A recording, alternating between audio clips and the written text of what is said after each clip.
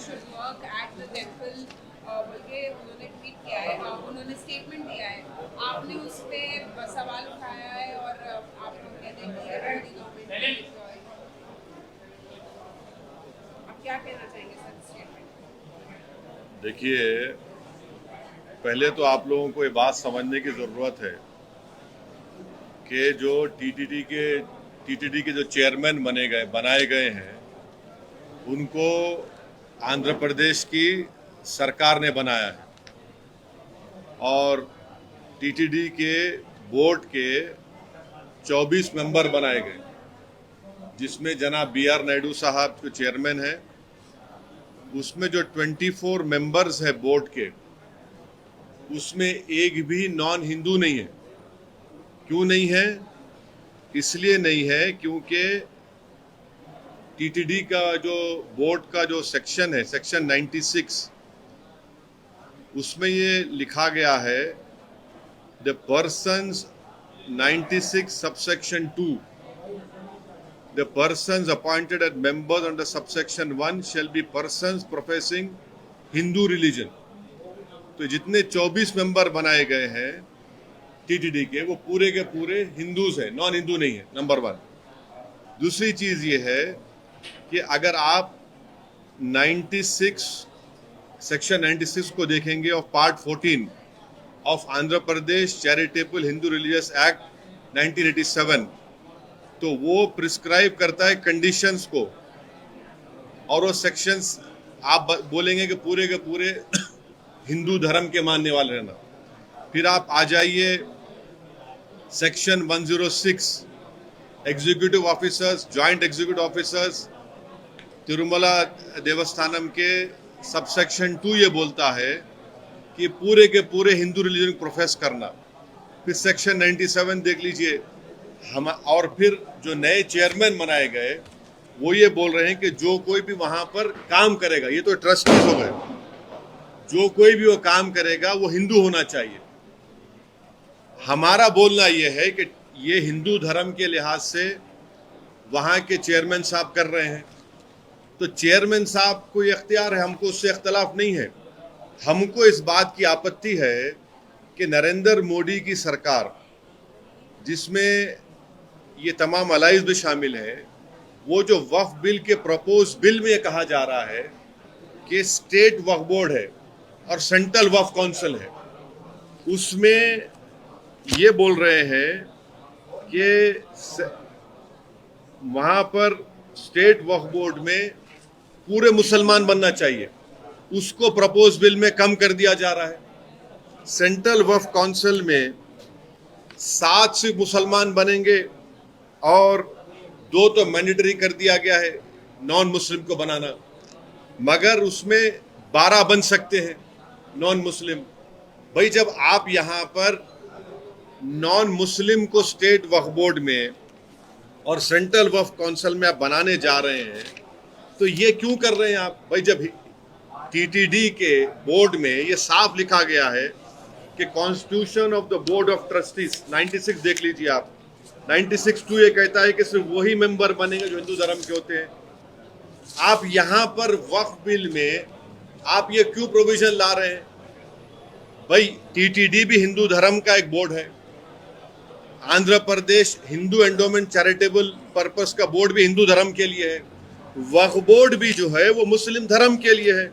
अब जब वक्फ बोर्ड की बात आ रही है तो आप उसमें बोल रहे हैं कि नहीं, मुसलमान नहीं, नॉन मुस्लिम बनेंगे, और सेंट्रल वक्फ काउंसिल में आप बोल रहे हैं कि नहीं, मिनिमम 2 नॉन मुस्लिम बनेंगे, और उसमें कम से कम जो है आप बोल रहे हैं कि 2 से बढ़ाकर आप 12 बना देंगे, यानी सेंट्रल वक्फ काउंसिल में नॉन मुस्लिम मेजॉरिटी हो जाएंगे, स्टेट वक्फ बोर्ड में आप नॉन मुस्लिम को बनाएंगे।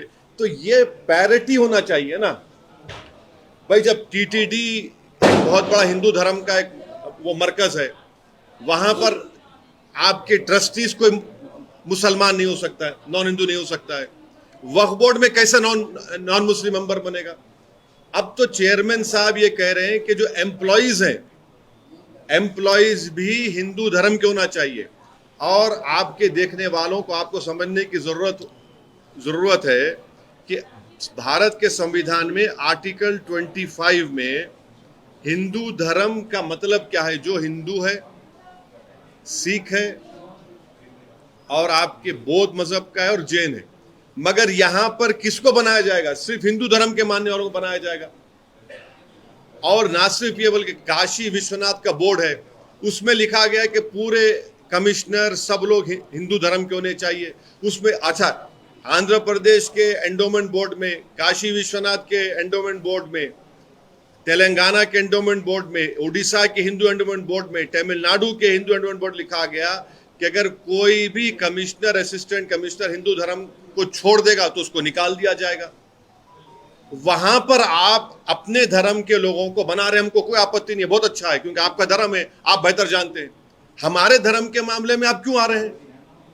नरेंद्र मोदी क्यों बनाना चाह रहे हैं नॉन मुस्लिम को वक्फ बोर्ड मेंबर? और सुनिए, इसका बुनियादी हमारे को आर्गुमेंट हमारा क्या है? हम क्यों बोल रहे हैं कि ये भारत के संविधान के आर्टिकल 26 का ग्रेव वायलेशन है। आर्टिकल 26 क्या है बताता हूं मैं आपको। Article 26 guarantees freedom to marry religious affairs of every religious denominations of section thereof. उसमें सेक्शन 26A का देख लीजिए, right to establish and maintain an institution of religious and charitable purpose. B, manage his own affairs, matters of religion. C, to own and acquire movable and immovable property. D, to administer such property in accordance with the law. ये पूरा violation और article 26 का जो propose bill में, और आप यहां पर बोल रहे हैं कि नहीं मुसलमान नॉन मुस्लिम को बना देंगे वक्फ बोर्ड में। जो टीटीडी के चेयरमैन ने कहा है, हम उसके मुखालिफ नहीं हैं, बल्कि उसके ट्रस्टीज, तो जो 24 ट्रस्टीज बनाई गई है उसमें देख लीजिए, उसमें किसका नाम है? उसमें किसी नॉन हिंदू का नाम है? नहीं है उसमें। इसीलिए हम एक ऑब्जेक्शन हमारा ये है कि प्रपोज बिल में नरेंद्र मोदी हिंदू धर्म के लिए जो चीजें हैं वहां पर प्रोटेक्ट कर रहे हैं, जो मुस्लिम धर्म की जो चीजें हैं वहां पर आप नॉन हिंदूज को ला रहे हैं। क्यों ला रहे हैं बता रहा हूं। इसलिए ला रहे हैं कि वक्फ बोर्ड के एक्ट में 5 साल का डायरेक्ट मैनेजमेंट का प्रोविजन है। तो नरेंद्र मोदी एक तो कलेक्टर को पावर्स दे रहे हैं, दूसरा सीईओ जो होगा वो मुसलमान नहीं होगा, वो भी बिल में है। 5 साल का डायरेक्ट मैनेजमेंट लेकर आप पूरे वक्फ बोर्ड को बर्बाद करना चाहते हैं। आप मुसलमानों की मस्जिदों को, मुसलमानों की दरगाहों को, खानखाहों को, उस जमीनों को हासिल करना चाह रहे हैं। तो वक्फ जो बिल लाया नरेंद्र मोदी ने लाया है, वो वक्फ को बचाने के लिए नहीं लाया है, वक्फ को बचाने के लिए नहीं बल्कि वक्फ को लूटने के लिए लाए हैं। जिस जमीन का मालिक अल्लाह है, नरेंद्र मोदी कह रहे कि नहीं उसका मालिक मैं होऊंगा और कलेक्टर मेरा नायब होगा वहां पर। इसीलिए हम ये कह रहे हैं कि जो टीटीडी के चेयरमैन ने कहा है बहुत अच्छा है वो, मगर आप वहां पर अगर अच्छा है तो हमारे लिए अच्छा क्यों नहीं हो रहा है फिर वो? ये हमारा आपत्ति है। सर, टीटीडी का तो बहुत पहले से चला आ रहा है। नहीं आप सुनिए, आप नहीं एक बात, टीटीडी कब से चल रहा है बताइए, बताइए आप बताइए कौन सा कब से चल रहा है, कब से चल रहा है बताइए। वह सुनिए, दुनिया में दान का कॉन्सेप्ट सबसे पहले इस्लाम ने किया है। और क्या था वो कि प्रॉफिट मोहम्मद सल्लल्लाहु अलैहि वसल्लम के ज़माने में उन्होंने, ये हदीस से साबित है, कुरान में ऐसे 21 से ज़्यादा आयतें हैं कि चैरिटीज़ के लिए काम करो और उसको अल्लाह के लिए, अल्लाह उसका मालिक है। आप लोगों को, देश की जनता को नरेंद्र मोदी आरएसएस ने ये वहम फैला दिया कि जहां पर वक्फ बोर्ड उंगली रख देगा वक्फ की प्रॉपर्टी हो जाएगी, जहां पर कोई नमाज पढ़ लेगा वक्फ की प्रॉपर्टी। ऐसा नहीं है, ऐसा नहीं, सुनिए हमारी बात, ऐसा बिल्कुल नहीं है। वक्फ का जो मामला है वो प्रॉफिट मोहम्मद सल्लल्लाहु अलैहि वसल्लम ज़माने चल रहा है, बल्कि प्रॉफिट मोहम्मद सल्लल्लाहु अलैहि वसल्लम की एक वाइफ जो इस्लाम कबूल की थी, जू थी, उन्होंने अपने भाई के लिए वक्फ कर दिया जो नॉन मुस्लिम थे। आपको समझने की जरूरत है। देखिए, अगर टीटीडी के लिए कोई चीज अच्छी है तो मुस्लिम धर्म के वक्फ बोर्ड के लिए अच्छी क्यों नहीं होगी? वो वक्फ बोर्ड में इरेगुलरिटीज आई थी तो टीटीडी, सुनिए, के लोग ही उसको लूट खा रहे थे, हाँ, इसलिए उसको रेगुलराइज। अब आपको हम एक सेक्शन, इस चीज को आप मानते हैं कि नहीं मानते? उसमें इरेगुलरिटीज थी। इरेगुलरिटी का हिंदू एंडोमेंट बोर्ड में नहीं है। आपको हम यहाँ का मिनिस्टर का बयान बताते हैं, तेलंगाना के, उनका परसों का स्टेटमेंट है थोड़े दिन पहले का, कि तेलंगाना एंडोमेंट बोर्ड में धांधली हो रही है। आंध्र प्रदेश के एंडोमेंट, सुनिए 10 साल आप इस सरकार के साथ रहे, आपने उठाया सवाल। कौन अगर धांधली चल रही है तो कई सालों से चल रही बहुत है। आपका बहुत अच्छा सवाल है। आपका नाम सुनिए सुनिए सुनिए, आपका नाम क्या है? असदुद्दीन ओवैसी है। आपकी जिम्मेदारी थी जाकर, मैं एक हिंदू एंडोमेंट बोर्ड का मेंबर हूं, आप लोग मेंबर हैं, आपको जाकर पूछना चाहिए था। तेलंगाना के एंडोमेंट बोर्ड के मिनिस्टर का बयान है, न्यू इंडियन एक्सप्रेस में पढ़ लीजिए, मैं बताता हूं निकाल के आपको। उन्होंने कहा कि यहां पर धांधली हो रही है। शहर के आप सांसद हैं, जब अकबर साहब असेंबली में उठा सकते हैं मंदिरों के हित की बातें, तो आप भी तो उठा सकते थे ये बात। नहीं, देखिए अकबर साहब ने उठाया, अकबर साहब किसके मातहत काम करते हैं? आपके मातहत, हमारे मातहत। ऐसा देखिए, हमसे बहस मत करिए, आप चारों खाने चित हो जाएंगे। सर अभी आप कह रहे हैं कि वक्त जो है वो क्लेम कर रहा है, तो कई जगहों पे चाहे वो हैदराबाद में हो या फिर कर्नाटक में हो, कई जगहों पे महाराष्ट्र में भी मंदिरों को वक्त ने क्लेम किया है। कहाँ पे? महाराष्ट्र में भी ये हुआ, कर्नाटक में हाल में 15 सुनिए, ये आप लोग का एजेंडा है चलाने का। आप लोगों को एक बात मालूम कि वक्फ बोर्ड का सीईओ कौन अपॉइंट करता है? स्टेट गवर्नमेंट अपॉइंट करती है। सेक्शन 26 पढ़ लीजिए 95 एक्ट का।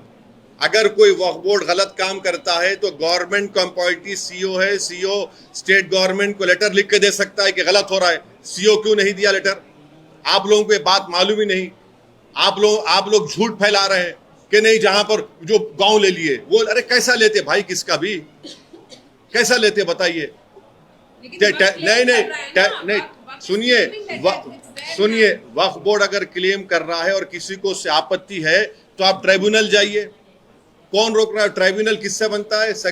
आर्टिकल 320 ऑफ कॉन्स्टिट्यूशन से बनता है। उस ट्राइब्यूनल में डिस्ट्रिक्ट जज कौन बनाता है? Chief justice of the high court बनाता है, मैं नहीं बनाता हूं, ट्राइब्यूनल है उसका। धांधली के नाम पे आप वक्फ बोर्ड को छीन लेंगे, धांधली के नाम पे आप नॉन मुस्लिम्स को मेंबर बना देंगे, धांधली के नाम पे आप छीन लेंगे। अरे भाई, धांधली का नहीं हुई है, धांधली का नहीं हो रही है धांधली। वक्फ बोर्ड को कैसे आपको लगता है कि इस तरीके से आपने ये भी कहा कि हुआ है, तो लेकिन उसको कैसे ठीक किया जाए? कैसे आपको लगता है कि ये उसको ठीक करने के, अच्छा एक सुनिए, अभी आप मोदी जी क्या कर रहे हैं? एक सेक्शन है 95 एक्ट में, अगर कोई चोरी से वक्फ प्रॉपर्टी को बेचता है तो उसको 2 साल की सजा, रिगरस इम्प्रिजनमेंट और नॉन बेलेबल। नरेंद्र मोदी क्या कर दिए? 6 महीने कर दिए, उसको बेलेबल कर दिए। वक्फ की प्रॉपर्टी बचा रहे हैं आप लोगों को मालूम कि सच्चर कमेटी ने दिल्ली में कहा कि 123 वक्फ प्रॉपर्टीज गवर्नमेंट ऑफ इंडिया के इलीगल कब्जे में है। 2007 में सच्चर कमेटी ने कहा कि उसकी लागत 6000 करोड़ रुपए है। मोदी की सरकार, उससे पहले मनमोहन सिंह की सरकार उस पर कब्जा करके बैठी हुई है। छोड़िए 9 लोगों का, आप लोग एजेंडा चला रहे। देखो अरे एएसआई मालिक नहीं होता, एएसआई उसके मेंटेनेंस के लिए, उसके हद तक है एएसआई, उसका मालिक तो वक्फ होता है। वो सच्चर कमेटी ने कहा कि 172 ASI properties are in the illegal possession of ASI. यही तो हम बता रहे हैं, अगर हिंदू एंडोमेंट के लिए कोई बात अच्छी है तो मुस्लिम धर्म के लिए क्यों अच्छी नहीं होगी? आपको मालूम महाराष्ट्र में पंढरपुर एक बहुत बड़ी मंदिर है, पंढरपुर, वहां का कोई भी ट्रस्टी नॉन हिंदू नहीं हो सकता है। सेक्शन 22 पढ़ लो पंढरपुर ट्रस्ट एक्ट का। ये जो कानून ला रहे हैं ये वक्फ को बचाने के लिए नहीं ला रहे नरेंद्र मोदी। नरेंद्र मोदी इस कानून से आरएसएस के एजेंडे को पूरा करना चाहते हैं।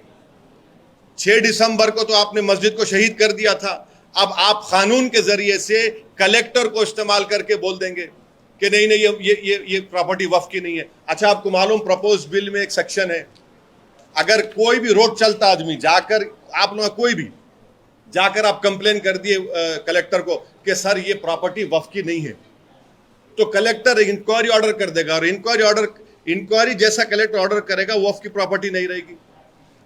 He will do the inquiry as he deems fit. Until the inquiry is not complete, it will not be a Waqf property. Collector inquiry order कर देगा और कंप्लीट ही नहीं करेगा। उस जगह से, उस दरगाह से, उस मस्जिद से, जमीन से महरूम कौन हो जाएगा? मैं हो जाऊंगा ना। ये इसमें एक से एक खतरनाक प्रोविजन है। रूल्स बना रहे हैं। रूल कौन बनाएंगे? दिल्ली में बैठकर गवर्नमेंट अथॉरिटियां बनाएगी। तो स्टेट गवर्नमेंट क्या करेगी? मच्छर मारेगी। रूल नहीं बनाएगी वो। सर उसके लिए प्लेटफॉर्म प्रोवाइड किया गया है, आप मीटिंग्स हो रही हैं, आप जा रहे हैं मीटिंग। देखिए, आप क्यों आए मेरे पास? फिर आप क्यों आए मेरे पास? आप ही ने मुझे कहा कि हम आ रहे हैं सुबह में, आ जाइए, वेलकम। वहां पे तो हम बोल रहे हैं, वहां की बात यहाँ आवाम में नहीं कर सकते पब्लिकली। हम वहां तो बोल रहे हैं, देश में भी बोल रहे हैं। तो देश की संसद ने जो प्लेटफॉर्म प्रोवाइड कराया उस पर आपको भरोसा है? देश की संसद ने ही तो वहां पर जनता ने हमको चुनकर भेजा है। मगर देश की संसद में नरेंद्र मोदी की सरकार अगर अनकॉन्स्टिट्यूशनल बिल लेकर आएगी, आर्टिकल 26 का वायलेशन होगा, जिसमें आर्टिकल 26 में ABCD के तहत ये वक्फ बोर्ड रिलीजियस डिनोमिनेशन को हमको राइट है अपने रिलीजियस प्रैक्टिसेस को, अपने इंस्टीट्यूशन चलाने का। मोदी छीन रहे हैं उसको, इसीलिए तो हमको आपत्ति है। भाई अगर TTD के नए चेयरमैन साथ है, TTD के नए जितने मेंबर्स बनाए गए, बताइए उसमें कोई नॉन हिंदू का नाम है? आपको मालूम किसी नॉन हिंदू का नाम है? आपको नाम पढ़ के सुनाता हूँ, 24 नाम सुनिए। नहीं, सुन तो लीजिए मैडम, सुन तो लीजिए। BR Naidu chairman, Prashanti Reddy, MS Raju, Jyothula Nehru, Panabaka Lakshmi, Sambasivarao, Narasi Reddy, Sadasivarao Nanapaneni, Malela Rajasekhar Reddy Goud, Suchitra Ella, Krishna Murthy, Janga Krishna Murthy, Koteswara Rao, Buragapu Anand Sai, Shanta Raman, Naresh Kumar, Saurabh H Bora, Darshan Aran, justice HL Dattu, P Rammurthy, Adit Desai, Bonguru Mahender Reddy, Janaki Devi, Tami Shetty, आंगुलू रंगश्री। 24 आपके TTD के बोर्ड के मेंबर्स हैं। आपके लॉ के लिहाज से सही है ये। जब मेरे वक्फ बोर्ड का मामला आएगा मुसलमानों का, उसमें आप बोलेंगे नहीं कोई नॉन मुस्लिम को मेंबर बनाएंगे। क्यों बनाएंगे भाई आप? ये आर्टिकल 26 का वायलेशन है ही नहीं है। आप काशी विश्वनाथ में बनाइए, कोई नॉन हिंदू को नहीं बना सकते। आप उड़ीसा में नहीं बना सकते, तमिलनाडु में नहीं बना सकते, तेलंगाना में नहीं बना सकते, आंध्रा में नहीं बना सकते। अमरनाथ जी यात्रा बोर्ड है, कितने नॉन हिंदू को बनाया आपने? बताइए। यही तो हम बता रहे हैं, इनकी नीयत साफ नहीं है नरेंद्र मोदी की। कल जब ये बिल लेकर आएंगे पार्लियामेंट में तो बोलेंगे देखो मुसलमानों से हमने उनकी मस्जिद छीन ली, हमने दरगाह छीन ली उन लोगों से, हमने उनकी जमीन छीन ली। पहले झूठा प्रोपेगेंडा करे पूरे देश में 8 लाख के मुसलमानों के कितने बोले 5.5 लाख एकड़ है। अरे बेशर्मों की भी हद होती है, बेशर्मी की। तमिलनाडु, आंध्रा, तेलंगाना और ओडिशा के 11 हिंदू एंडोमेंट प्रॉपर्टीज को मिला लेंगे, वो 10 लाख एकड़ के बराबर हो जाती। बिहार यूपी तो नहीं मिलाया अभी मैं, बंगाल नहीं मिलाया मैं, मगर देश में प्रोपेगेंडा क्या किया RSS बीजेपी, मुसलमानों के 5.5 लाख एकड़। अरे मेरे नहीं है, उसका मालिक अल्लाह है। ये भरम फैलाया जा रहा है, झूठ फैलाया जा रहा है। मेरा सवाल ये था कि TTD हो या फिर कोई और बोर्ड की हम बात करते हैं, तो वहाँ पर जो पूजा अर्चना विधि विधान होता है उसके तहत जो है वो चाह रहे थे कि हिंदू हो। जमीन यहाँ पर मामला वक्त का जब आता है तो यहाँ पर आप एक बात सुनिए, आप ये बोलना चाह रहे हैं कि TTD की जमीन नहीं है? नहीं, आपने नहीं सुना, नहीं आप रुक जाइए, आपने नहीं सुन लिया, अब आप फंसने वाले हैं। आप ये बोलना चाह रहे हैं कि तेलंगाना हिंदू एंडोमेंट की जमीन नहीं है। चलिए मैं चल के दिखाता हूं आपको, यहां से 5 मिनट के रास्ते से मेरे फासले पर है, मैं चल के दिखाता हूं आपको। आप ये बोलना चाह रहे हैं कि आंध्र प्रदेश हिंदू एंडोमेंट जमीन? अरे सुन तो लीजिए। मस्जिद में इमाम क्या करता है? पूजा नहीं करता है अपने तरीके से। दरगाह में सज्जादा पूजा नहीं करता अपने तरीके से। आप ये आपकी पूजा हो जाएगी।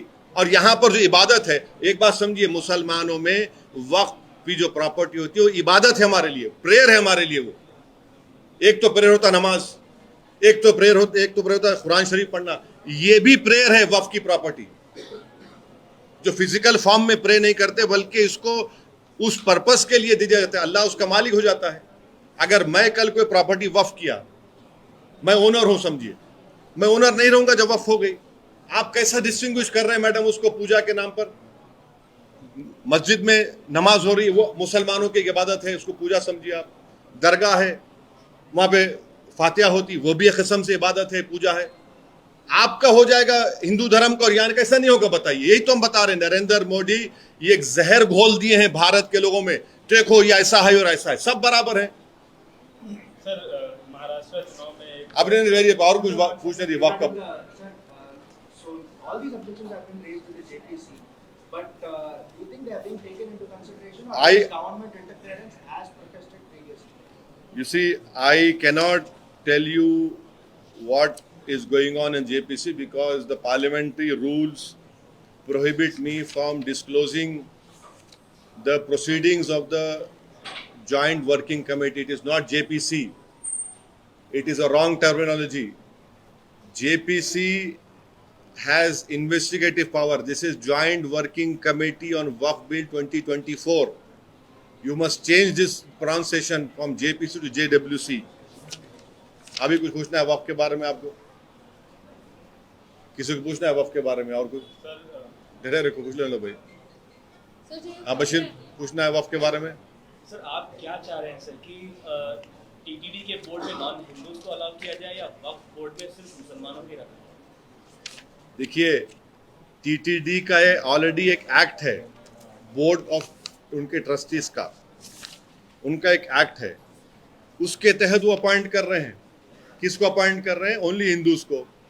स्टेट वक्फ बोर्ड का भी 95 का एक्ट है, जिसमें स्टेट वक्फ बोर्ड सेंट्रल वक्फ काउंसिल में पूरे सेंट्रल वक्फ काउंसिल में खाली union minister ex officio member होगा, माँ बाकी पूरे मुस्लिम्स होंगे। स्टेट वक्फ बोर्ड में पूरे मुसलमान होंगे। अब उसको चेंज क्यों कर रहे हैं नरेंद्र मोदी? भाई जब हिंदू, अच्छा नरेंद्र मोदी बोलते ना अभी, अच्छा ये सवाल आप क्यों नहीं कर रहे? अभी मोदी जी बोले वन सेक्युलर लॉ होगा। अरे भाई वन सेक्युलर लॉ होगा तो फिर वहां कैसे यहां अलग कैसे होगा बताओ? वन सेक्युलर लॉ में काम कर रहा हूं, लंबी लंबी छोड़ने का थे उनको, छोड़ दिए वन सेक्युलर लॉ। अबे वन सेक्युलर लॉ होगा तो फिर इसका क्या करेंगे आप? तेलंगाना, आंध्र प्रदेश, टीटीडी का ये जो सेक्शन 96 है, ओडिशा का और काशी विश्वनाथ बोर्ड का क्या करेंगे आप? यानी उसको टच नहीं करेंगे। वन सेक्युलर लॉ बोल रहे हैं, फिर ये वन सेक्युलर लॉ क्या हो रहा है? फिर ये क्या सवाल था तुम्हारा? नहीं नहीं मैं नहीं हम ये प्रदेश की बात कर रहे हैं सर। आंध्र प्रदेश में भी कई सारे ऐसे बोर्ड्स हैं, मस्जिद की कमिटीज है, दरगाह की कमिटीज है, जिसमें अभी भी नॉन हिंदूज को लिया जाता है, वो लीड भी करते हैं, उस कमिटीज में प्रेसिडेंट भी रहे हैं। देखिए, तेलंगाना में और आंध्रा में स्टेट वक्फ बोर्ड गवर्न होता है 95 एक्ट के तहत। अभी 95 एक्ट में सिर्फ मुसलमान बन सकता है सेंट्रल वक्फ काउंसिल में union minister ex officio member, right? अब कोई दरगाह कमेटी में किसी को मेंबर ले सकता है? बिल्कुल लीजिए। अभी भी आज की तारीख में एक हिंदू एक वक्फ को प्रॉपर्टी दे सकता है, अब उसको भी निकाल दिया। मालूम आपको प्रपोज बिल में ये कह रहे कि हिंदू वक्फ की प्रॉपर्टी नहीं दे सकता मगर मेंबर बन सकता। देखिए मोदी का दिमाग कितना कैसा है, ये जहर भरा हुआ। अभी भी जब तक ये बिल कानून नहीं बनेगा उस तारीख तक हिंदू वक्फ प्रॉपर्टी वक्फ कर सकता है। मगर अब क्या बोल, बिल में क्या बोल रहे? नहीं, हिंदू नहीं दे सकता। अब आप ये बताइए कि भारत में राजा रजवाड़े थे, हिंदू राजा थे, उन्होंने मुसलमानों को जायदादें दी। चलो तुम हमारी रियाया है, तुम मस्जिद के लिए जमीन बना लो, तुम खानखा बना लो, दरगाह बना लो। अब आप ये प्रपोज बिल में क्या बोल रहे हैं कि रजिस्टर्ड डीड होना। मेरे को एक बात बताइए, 1000 साल पहले पब्लिक लॉ था क्या? पब्लिक लॉ तो 1950 में बना ना, संविधान आने के बाद। जो मक्का मस्जिद हैदराबाद में, उसका डीड लाओ। भाई वो 450 साल पुरानी है, कहां से डीड होगा? आप बोल रहे नहीं डीड लाओ। अच्छा और एक चीज, वक्फ बाय यूजर निकाल रहे हैं। एक बात हम आपको कह रहे हैं कि हिंदू धर्म की सबसे मशहूर कानूनी किताब BK मुखर्जी की है, जहां पे उनका नाम आ गया आखिरी फुल स्टॉप। वो कह रहे हैं कि हिंदू धर्म में by usage property Hindu endowment board की हो सकती है। यहां पर आप वक्फ बाय यूजर निकाल रहे हैं। मकसद क्या है कि मुसलमानों की प्रॉपर्टीज को मोदी हासिल करना चाह रहे हैं। सर आप किसके पक्ष में? सेक्युलर लॉ होना चाहिए या फिर टीटीडी बोर्ड में नॉन हिंदूज को अलाउ किया? सुनिए, आज की तारीख में सेक्शन 26 ऑफ आर्टिकल एक फंडामेंटल राइट है भारत के संविधान का, 26A, B, C, D, ये मुझे इख्तियार देता है मैं अपने इदारों को चलाऊं। नरेंद्र मोदी की सरकार आर्टिकल 26 का वायलेशन कर रही है। टीटीडी में जो कानून बनाया गया मैं उसका अगेंस्ट नहीं हूं, क्योंकि वो हिंदू धर्म के लिए बनाया गया है। उनको इख्तियार है कैसे चलाया जाए उसको। तेलंगाना में एंडोमेंट बोर्ड है, उनको इख्तियार है कैसे चलाए। ओडिशा का हिंदू एंडोमेंट बोर्ड है, उनको इख्तियार कैसे चलाए। मैं as a Muslim, Indian Muslim, अपने स्टेट वक्फ बोर्ड को मैं अपने तरीके नहीं चलाऊंगा। आप क्यों नॉन मुस्लिम को ला रहे हैं उसमें? क्यों सेंट्रल वक्फ काउंसिल में आप कह रहे हैं कि मिनिमम 2 वो बढ़ के भी हो सकते हैं उसमें? ये हमारा ऑब्जेक्शन है। मेरे रिलीजियस अफेयर्स को मैं चलाऊंगा ना, आप कैसे चलाएंगे? अब क्या कल ऐसा वक्त आएगा कि आप आके बोलेंगे नहीं नहीं मोदी जी अब नमाज पढ़ा देंगे, नमाज पढ़ा देंगे, वो बोलेंगे अल्लाह अकबर, खड़े हो जाऊंगा, पीछे खड़े होंगे पूरे आप लोग हैं। अब आप बोले वो रिलीजियस ड्यूटी है नहीं है इमाम की। इमाम कौन होगा भाई? अच्छा आप लोगों को मालूम, हाँ ये अब आप माशाल्लाह से यहां पर आप लोग ब्राह्मण लोग भी हैं आप लोग। अब आप मेरे को बताइए टीटीडी में लड्डू कौन बनाता है? कौन बनाता है टीटीडी में लड्डू? हाँ झूठ बोल रहे हैं आप। ब्राह्मणों में भी एक सेक्शन होता है, वही बनाता है लड्डू। आम ब्राह्मण नहीं बना सकता। हाँ वही तो मैं बोल रहा हूं, वो भी खूबसूरती है भारत की। आम ब्राह्मण जो है टीटीडी का लड्डू नहीं बना सकता, उसमें भी एक सेक्शन होता है, सिर्फ उनकी जिम्मेदारी है लड्डू बनाना। और हमको गाजर की पुंगी दे रहे नरेंद्र मोदी, वहां लड्डू बना लो, यार गाजर की पुंगी ले लेंगे हम लोग हैं। ये क्या बात हुई बताइए आप? हम इसके खिलाफ नहीं है, we are not opposing it. It is your religion, आप करिए, हमारा रिलीजन हम करेंगे ना। अब क्या मोदी जी क्या मुसलमानों के इमाम हो जाएंगे, फजीलतुल शेख हो जाएंगे, वो फतवा देंगे क्या नहीं ये ऐसा नहीं ऐसा मैं कर लूंगा? भाई संविधान में आर्टिकल 26 के तहत चलेगा ना। आर्टिकल 26 ABCD कैसा वायलेशन करेंगे आप? कल चेयरमैन से बात हो रही थी तो उनका कहना था, वो कह रहे थे कि जैसे मक्का में है पूरी तरीके से रिलीजियस प्लेस है। हाँ जैसे मक्का में है बहुत रिलीजियस प्लेस है और वहाँ पर वहीं के लोग काम करते हैं और पूरी पवित्र आराधना करते हैं। उसी तरीके से तिरुपति जो है वो भी विश्व भर में काफी प्रसिद्ध है हिंदू धर्म के मंदिर के नाम से। तो ऐसे में वहाँ पर किसी और धर्म को जो है वो के खिलाफ नहीं बोल रहे हैं। वो चाहते हैं कि उनके धर्म को जो है जिस तरीके से मक्का में प्रोटेक्ट किया जाता है वैसे वो यहाँ पर। देखिए वो क्या कह रहे हैं, हमारे धर्म की पवित्र जगह बोल रहे हैं ना। सुन तो लीजिए, हमारे धर्म की पवित्र जगह। अब हमारे धर्म की पवित्र जगह मस्जिद नहीं होगी, हमारे धर्म की पवित्र जगह दरगाह नहीं होगी, हमारे धर्म की पवित्र जगह यतीम खाना नहीं होगा। हमारे धर्म में वक्फ एक इबादत है, वर्शिप है। भाई जब एक पवित्र हो सकती दूसरा पवित्र क्यों नहीं हो सकता? हमारा बोलना वो है। अरे मैडम मक्का मदीना छोड़िए, क्या मस्जिद मक्का मदीना नहीं है हमारे लिए? मक्का मदीना हमारे लिए होली प्लेस है, मस्जिद है अल्लाह की। वो ये भी तो अल्लाह की मस्जिद है, मक्का मस्जिद है, अल्लाह की मस्जिद है। अच्छा सुनिए अब, हाँ लड्डू के बारे में बोलो, कौन बना सकता है लड्डू? अब बोलिए आप लोग प्रसाद खाते हैं ना, कौन बना सकता है टीटीडी का लड्डू? बोलो भाई, आप तो ब्राह्मण भी है इसमें, वो कौन बना सकता है? वैष्णवा ब्राह्मण खाली श्री वैष्णवा ब्राह्मण ही लड्डू बना सकता, इन्हें नहीं बना सकता जाके इन्हें, जिसकी शादी हुई अभी 2 दिन पहले इसकी। हाँ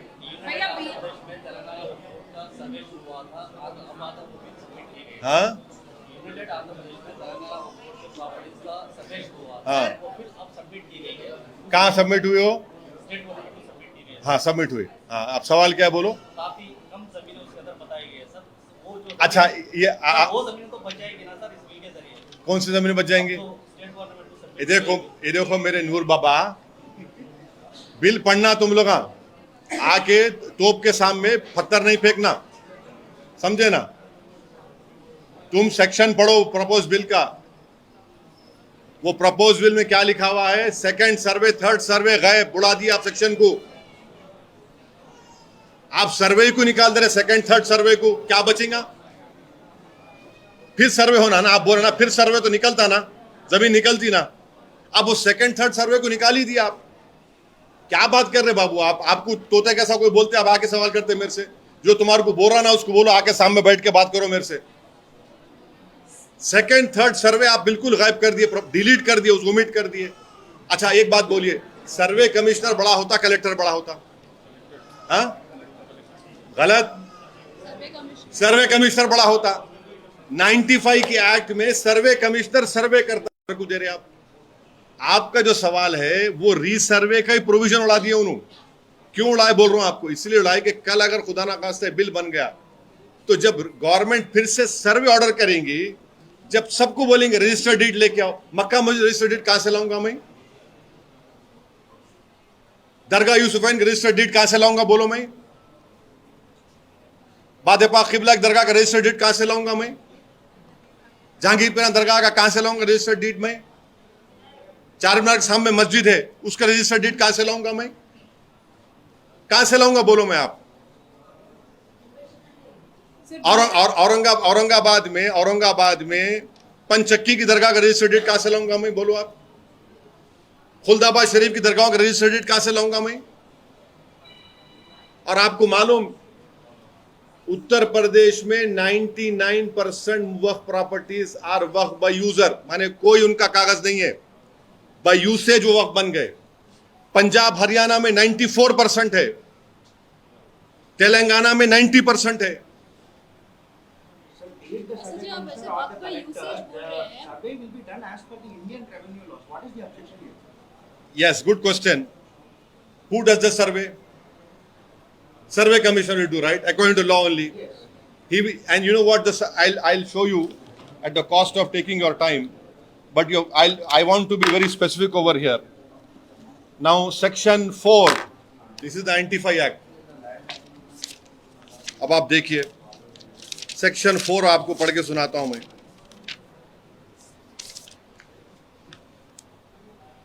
Section 4 सबसेक्शन 1 पढ़िए। Subsection 4 सबसेक्शन 3 में क्या लिखा हुआ है? The survey commissioner shall, after making such inquiry as he may consider necessary, submit his report in respect of awqaf existing at the date of commencement of the act in the state and any part thereof the state government, containing the following particulars, namely number of awqaf in the state showing Shia or Sunni waqf board, nature and objects of each waqf, gross income, amount of land, revenue, cess rates, expenses incurred, such other particular relating such waqf as may be prescribed. Acha, and now this is important for you. Section 4, subsection 4. The service commissioner shall, while making any inquiry, have the same powers as vested in civil court under Civil Procedure 1908, 5 in respect of following matters, namely summoning and examining the witness, requiring discovery and production of any document, requisition any public record from any court or office, issuing commission for the examination of any witness or accounts, making a local inspection, local investigation. All the powers have been given to the survey commissioner. This government, and now what this government has done, this government has removed subsection 6. इनका question था नूर का, रीसर्वे होगा ही नहीं अब। ये तो बता रहा हूं, ये पूरा कानून है। हम ये नहीं बोल रहे कि कमजोरियां हो, कोई कमजोरियां नहीं है, कमजोर सब में कमजोरियां हैं।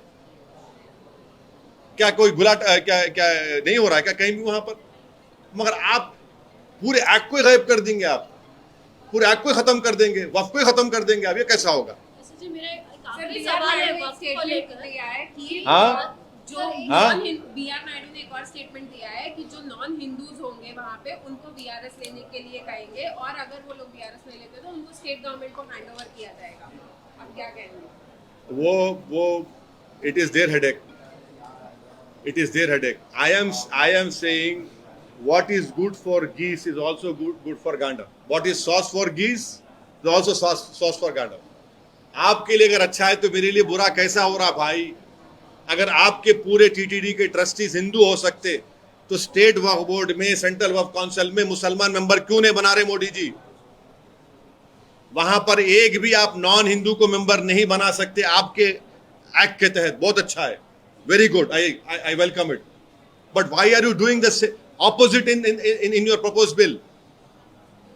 आप वो क्यों कर रहे हैं? जब आपके लिए अच्छा है तो मेरे लिए भी अच्छा होना चाहिए ना। हमारा वो क्वेश्चन है, जब आप हिंदू धर्म के मामलात में हिंदू ही डिसाइड करेगा तो मुस्लिम धर्म के मामले में मुस्लिम डिसाइड करेगा ना, उसके रनिंग में, उसके मैनेजमेंट में। अच्छा जी, एक सवाल मेरा ये, जैसे आप वक्त पे यूजर बोल रहे हैं, कई जगह ऐसे हैं जो सालों से 1950 से रह रहे हैं, उनके पास डॉक्यूमेंट्स है बोल रहे हैं, तो वो भी तो यूजर ही हुए जिनके पास जमीन है और वो सालों से 2-3 पीढ़ियों से वहाँ पर उस जमीन में खेती वो एग्जाम्पल दीजिए आप। जैसे हम लोग जहीराबाद की बात हाँ, जहीराबाद से सुनिए, जहीराबाद सुनिए। आपको मैं रिक्वेस्ट करूंगा कि आप लोग जब क्वेश्चन करते ना मेरे से, आप पूरा इसमें पढ़ के आओ, ऐसा यूं इसको ऐसा मत करो। 1995 में उस वक्त के आंध्र प्रदेश में चंद्रबाबू नायडू सीएम थे और एक असेंबली की हाउस कमेटी बनी थी वक्फ बोर्ड के ऊपर, वक्फ प्रॉपर्टी, उसका मेंबर मैं था। उस रिपोर्ट को पढ़ो आप, उस रिपोर्ट को पढ़ के जायजा लो आप, उस रिपोर्ट में क्या कहा गया। अगर आपके ने डॉक्यूमेंट्स है तो कई को परेशान हो रहे भाई, आप परेशान की जरूरत ही नहीं है आपको। जब वहां पर झगड़ा होगा वक्फ का और किसी और का तो ट्राइब्यूनल में जाइए, एंड ट्राइब्यूनल का जो जज होता है मैडम, वो वक्फ बोर्ड अपॉइंट नहीं करता, वो उस स्टेट का हाई कोर्ट का चीफ जस्टिस सीनियर डिस्ट्रिक्ट जज को अपॉइंट करते हैं वो।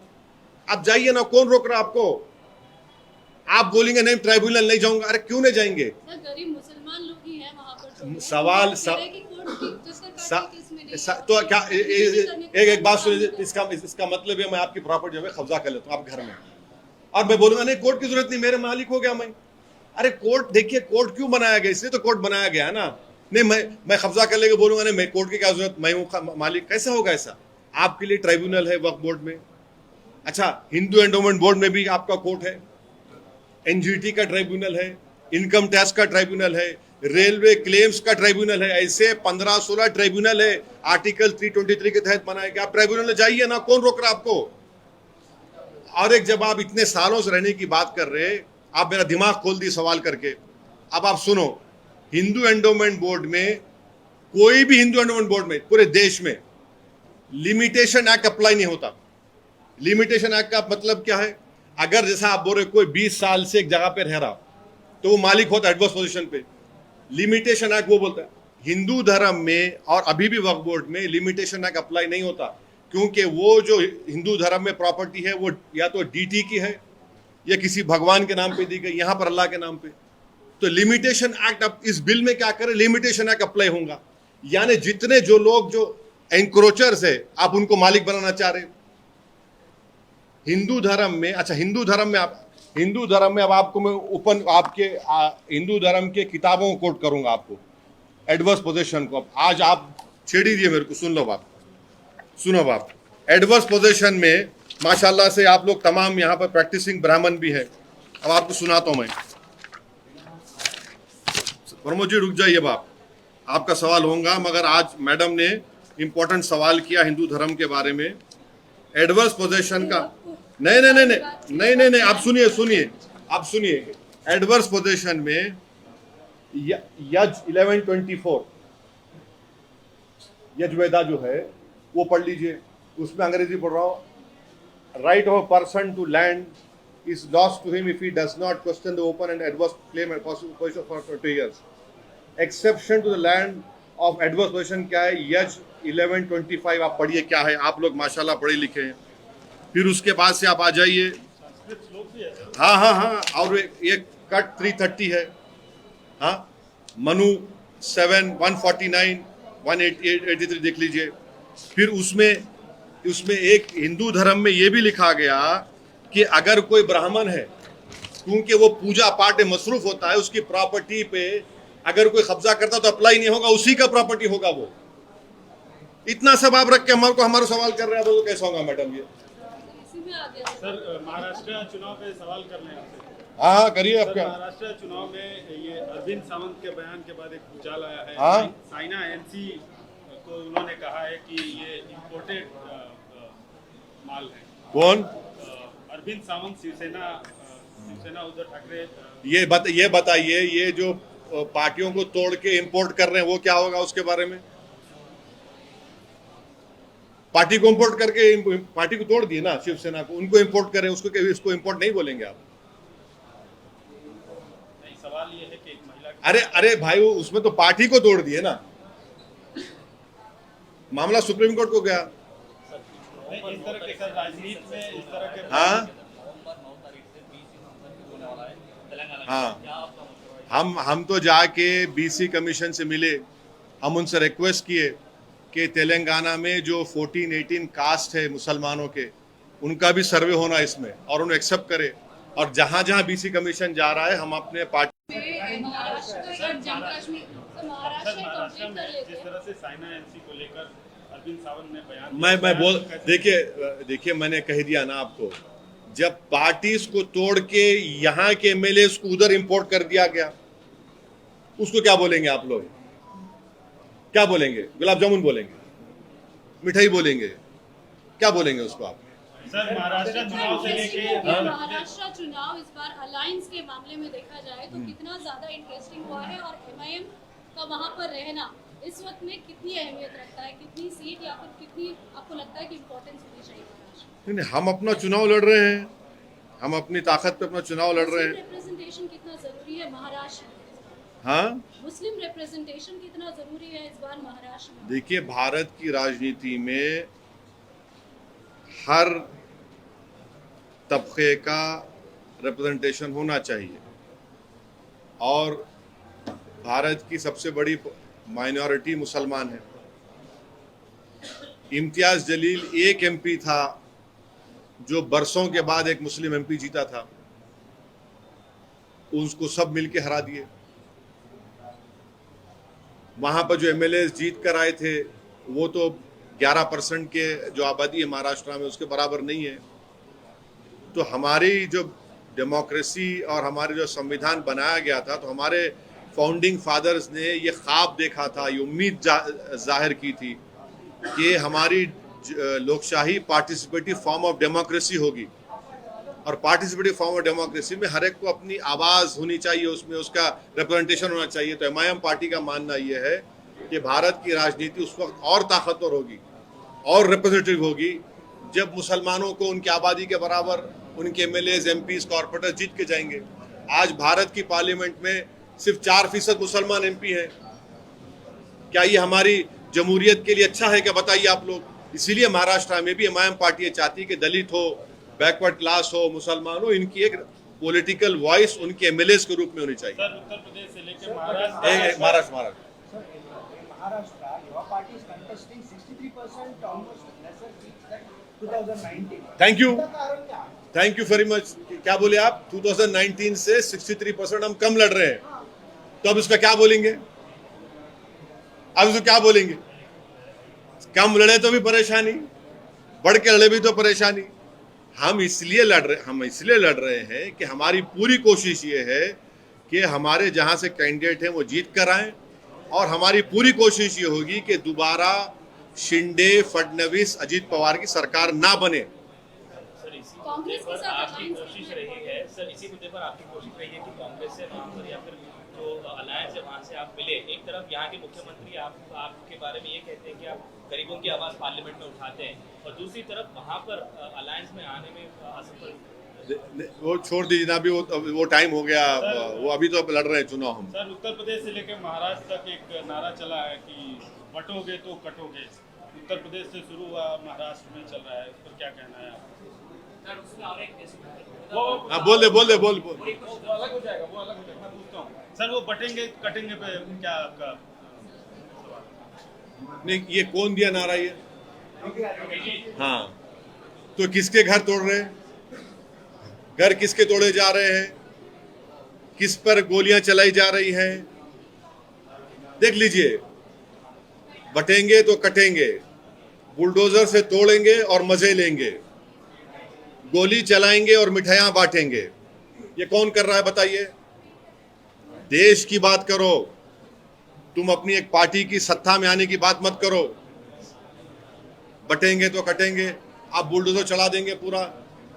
वहां पर जो कम्युनल राइट हुआ, घरों को तोड़ दिए, वो बेचारे जिनको गोली मारे उनको सुप्रीम कोर्ट जाना पड़ा। महाराष्ट्र में क्या हुआ बताइए? प्रॉफेट मोहम्मद सल्लल्लाहु अलैहि वसल्लम के बारे में किसने नाप शनाप बका? ये चक्कर है ना। सर उत्तर प्रदेश में कानपुर की कैंडिडेट है समाजवादी पार्टी की नसीम सोलंकी, उन्होंने मंदिर में जाके दर्शन किया, तो जो उत्तर प्रदेश के एक मंत्री हैं वो भी अल्पसंख्यक समाज से हैं, उन्होंने कहा कि इनका बाइकआउट करना चाहिए। कौन उत्तर प्रदेश के मंत्री, क्या नाम क्या है? उनका नाम है अनस उस्मानी। हाँ? अनस उस्मानी अभी मंत्री है वो? बीजेपी अनस उस्मानी का बयान, अल्पसंख्यक मोर्चा बीजेपी के। अच्छा, वो बोल रहे हैं, क्या बोल रहे हैं? कि ऐसे लोगों को बहिष्कार करना चाहिए, मुस्लिम समाज को फतवा जारी करना चाहिए। भाई तो फिर ये इतनी देर से हम क्या बोल रहे थे वक्फ बोर्ड के बारे में? क्यों आप नॉन मुस्लिम को मेंबर बनाना चाह रहे हैं वक्फ बोर्ड में? ये बीजेपी का खुद नेता कह रहा है। क्या गीरत जाग गई क्या अंदर से? बताइए, अब उनको बोलना चाहिए फिर स्टेट वक्फ बोर्ड में, सेंट्रल वक्फ बोर्ड में कैसा नॉन मुस्लिम बना रहे हैं। उनको बोल ही नहीं रहे ना। देखिए इस तरह तो हम बता रहे हैं आपको क्या हो रहा है। फिर सर जम्मू कश्मीर में टेरर अटैक्स और टेररिस्ट जो है वो एनकाउंटर्स कर रहे हैं, और आज फारूक अब्दुल्ला ने एक स्टेटमेंट दिया है कि हर बार पाकिस्तान पे ब्लेम करना सही नहीं है। आप किस तरह से देखिए? देखिए, मेरा मानना ये है कि लेफ्टिनेंट गवर्नर के पास लॉ एंड ऑर्डर है, और अगर वहां पे आतंकवादी हमले हो रहे हैं, बिल्कुल सही है, इसकी जिम्मेदारी बीजेपी पे आयद होती। पाकिस्तान से आतंकवादी आ रहे हैं, मैं कह रहा हूं, आप उनको रोक रहे क्यों नहीं? आप उत्तर प्रदेश के 2 गरीब लेबरों को जाके गोलियां मार दी उनके ऊपर। वो बेचारे उत्तर प्रदेश से निकल के वहां पे लेबर का काम करने आए, गोली मार दी उन लोगों को। क्या कर रहे हैं मोदी सरकार? फिर ये तो उनकी जिम्मेदारी है, एलजी की जिम्मेदारी है। पाकिस्तान से टेररिस्ट कैसे हमारे देश में आ रहे हैं? आपको रोकना चाहिए, उनको पकड़ना चाहिए, और हमारे देश के अंदर आकर वो गरीब लेबरर्स जो बिहार और यूपी के, उनको गोली मार रहे, उनके कैंप में जाकर गोली मार रहे हैं। तो ये तो नाकामी है नरेंद्र मोदी सरकार की। आतंकवादियों को रोक नहीं पा रहे हैं वो, जो पाकिस्तान से आकर हमारे देश में हमारे शहरियों को मार रहे हैं। चीन और भारत का अभी खत्म, अब आखिरी सवाल, अब नमाज पढ़ना भी। एमआईएम जो है झारखंड में, अभी हम लोगों को नहीं पता चला, झारखंड में एमआईएम लड़ रही है, कितनी सीटों पे लड़ रही है? क्या 6 सीट पे लड़ रहे हैं। सर मुरादाबाद में सर 6 सीट पे, बीजेपी को जिताने के लिए 6 सीट पे। कितने सीट है झारखंड में? टोटल कितने सीट है?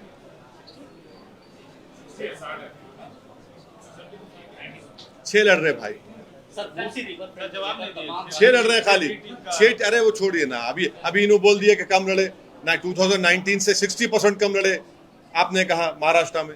सर मूसी रिवर फ्रंट को लेकर तमाम राजनीतिक पार्टियों का अपना अपना राय अलग है। सर बीआरएस का कहना है कि आप बिल्कुल कांग्रेस से खरीद हो गए। क्या ये टीआरएस वालों को जरा इंट्रोस्पेक्शन करने की जरूरत है, इंट्रोस्पेक्शन करने की जरूरत है उनको। ये जो प्लान बना मूसा नदी का, नहीं बनाए थे तुम लोग, और मैं जाके बोला नहीं था मत बनाओ प्लान बोल के। ये अब वो खुल के बोलूं पूरे बात मैं यहाँ पे, ये बीमारी को पैदा करने वाले तुम लोग ही हैं। गंडी पेट से पानी नहीं छोड़ रहे थे, कई कुने छोड़े थे पानी गंडी पेट से मूसा नदी में। ये हमारे इनामपल्ली के एमएलए थे मेराज साहब। गंडी पेट से पानी आया तो, या पानी आता उनके पास जो आपका जो वो टांकी बनाए, आप ये कहाँ पे, कौन सा टांकी है वो, बोजागुट्टा पे। पूरी प्लानिंग आप लोग शुरू करें। आज भी हम बोल रहे, आप घरों को हाथ लगाए बगैर काम करना चाह रहे, मोस्ट वेलकम। ये टीआरएस वाले जो है ना, घड़ी में ताश, क्या बोलते, घड़ी में माशा, घड़ी में ताशा, कंसिस्टेंसी रखो। क्या बोल रहे हैं एमआईएम पार्टी के बारे में?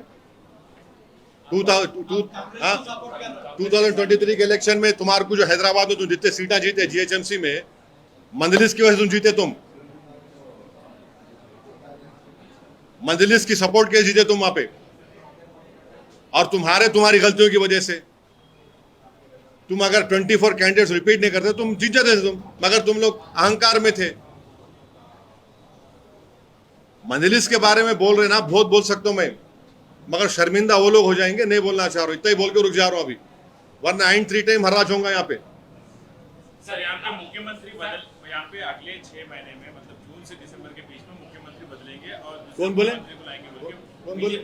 बीजेपी के जो लीडर ऑफ पार्टी है असेंबली में और उन्होंने बोले? सिटिंग एमएलए है, उन्होंने बोला है कि मुख्यमंत्री को बदल दिया अच्छा। जाएगा, ऑनलाइन अपॉइंटमेंट नहीं दे रहे। अच्छा, तो इस वास्ते कुछ फिर तो कुछ ईडी सीबीआई कुछ करने वाली है शायद बीजेपी की तरफ से, वही नजर आ रहा मेरे को। अंदर की बात बोल रहे सुमित, तुम्हारे को मालूम होता? सर ये मौलाना मुफ्ती शाहबुद्दीन का जो अपने प्रमोद पूछ रहे थे सवाल, कौन मौलाना मुफ्ती Shahabuddin? Sir all India Muslim Jamaat के अध्यक्ष। कौन है? नहीं, वही जो अल्पसंख्यक मोर्चा ने जो बोला, बीजेपी के अल्पसंख्यक मोर्चा के मौलाना मुफ्ती शाहबुद्दीन साहब ये बोल रहे हैं। वो कह रहे हैं कि हाँ हसन उस्मानी है। हाँ, अनस उस्मानी, अनस उस्मानी ये कह रहे हैं कि ये दूसरे ये दूसरा ये कौन है? तो मौलाना मुफ्ती Shahabuddin all India Muslim Jamaat के अध्यक्ष हैं। उनका ये कहना है कि जिस तरीके से महिला ने जो है मंदिर में पूजा की है, मूर्ति की पूजा नहीं होती है इस्लाम के तहत। समाजवादी पार्टी की कानपुर की कैंडिडेट ने जाके किया। अच्छा अच्छा अच्छा। महिला को दोबारा से कलमा भी पढ़ाना चाहिए और इस तरीके के काम नहीं। अब वो अब उनसे पूछ लीजिए, मैं तो गुनाहगार आदमी हूँ, बहुत गुनाहगार आदमी हूँ। सर आपके यूपी के सर, स्टेट एक तरफ प्रेसिडेंट ने एक डिलिमिटेशन स्टेटमेंट हाँ। दिया है कि डिलिमिटेशन को लेकर चेन्नई से, तमिलनाडु से ये आखिरी सवाल खत्म, अब इसका नमाज पढ़ना है। डिलिमिटेशन को लेकर वहां से बात होती है। सर आंध्रा में ये कहा है चंद्रबाबू नायडू ने कि 2 से ज्यादा बच्चे होने चाहिए। हाँ, तो अभी और डीएमके भी बोली, अगर वही बात असदुद्दीन ओवैसी बोल देते, आप लोग तो पहाड़ उठा लेते, दुनिया खत्म हो जाती। देखो ओवैसी पॉपुलेशन जिहाद कर रहा है। अरे 1 मिनट, चंद्रबाबू नायडू ये बोले कि बच्चे ज्यादा पैदा करो, डीएमके वाले बोले बच्चे ज्यादा पैदा करो। अगर मैं ये बोल देता बात तो बीजेपी वाले आप लोग टीवी चलाते, ब्रेकिंग न्यूज ओवैसी आज पर पॉपुलेशन जिहाद। चंद्रबाबू नायडू बोले तो भाई बात अच्छी है ना, उनको समझ के बोले होंगे। उनको ये बात मालूम चंद्रबाबू नायडू को कि साउथ इंडिया में पॉपुलेशन कम करे, south Indians, TFR rate, total fertility rate पूरे भारत में सबसे ज्यादा साउथ इंडियंस का कम हुआ, जिसमें आप लोग सब कैमरा लेके जो खड़े हुए, आप लोग भी, हम सब लोग टीएफआर गिराए, हिंदू मुसलमान सब गिराए।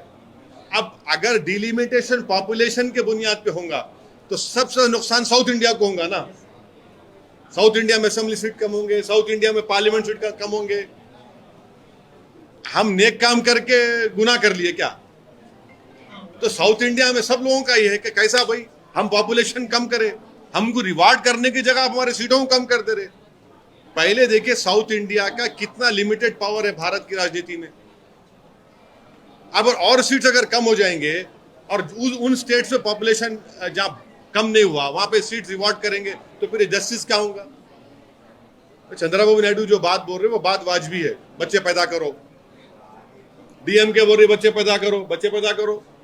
अगर मैं वो बात बोलता, हाँ बोलते हो ओवैसी जो है पॉपुलेशन जिहाद कर रहा है, तो फर्क है। देखो आप देखो ये कितना अफसोसनाक बात है कि अगर कोई नॉन मुस्लिम बोलता है तो आप लोग उसको खामोश बैठ के सुनते और आप उम्मीद कर रहे कि मैं बोलूंगा।